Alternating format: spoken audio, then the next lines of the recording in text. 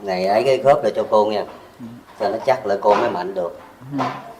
Đi cho nó không có đau nữa. Cái này là thói quá, bị chèn ép thần kinh ở trên á, nó xuống đây nè. Nó bị gì nè, Thói quá gai nha. bị thần kinh ngoại biên nữa.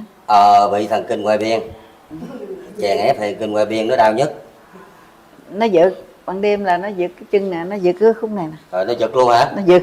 Ôi ơi. Bữa tối nào cũng phải uống viên thần kinh ngoại biên chứ, với một viên giãn tĩnh mạch. Bây giờ thầy giúp bữa nay rồi, tối không cần uống thuốc ngoại biên nha.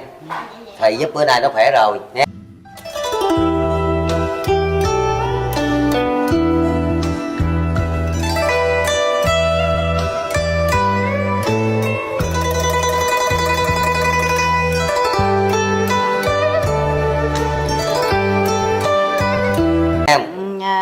Đêm mà không uống, tôi uống đâu 4 năm rồi đó.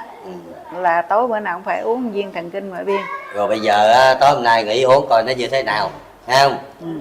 Nhưng mà thầy chị rồi người ta nhiều khi khỏe người ta không uống. Thần kinh ngoại biên nó thông ha. Thần kinh ngoại biên nó giật.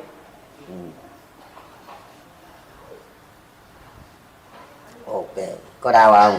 Không có đau. Cái khớp gối nó lỏng lè mấy cha ơi. Đóng lại khích cái là ngon hả? Lỏng lại. Nhăn buồn lắm. Lợi bàn tay thầy là ngon. Không sao.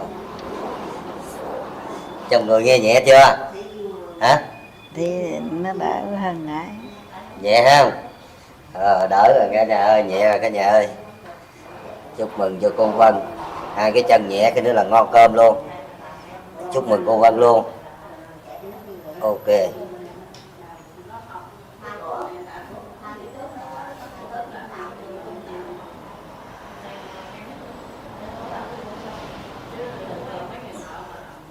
Tốt. Từ đây xuống đây đúng không? Nó tê. Đã thông xuống luôn.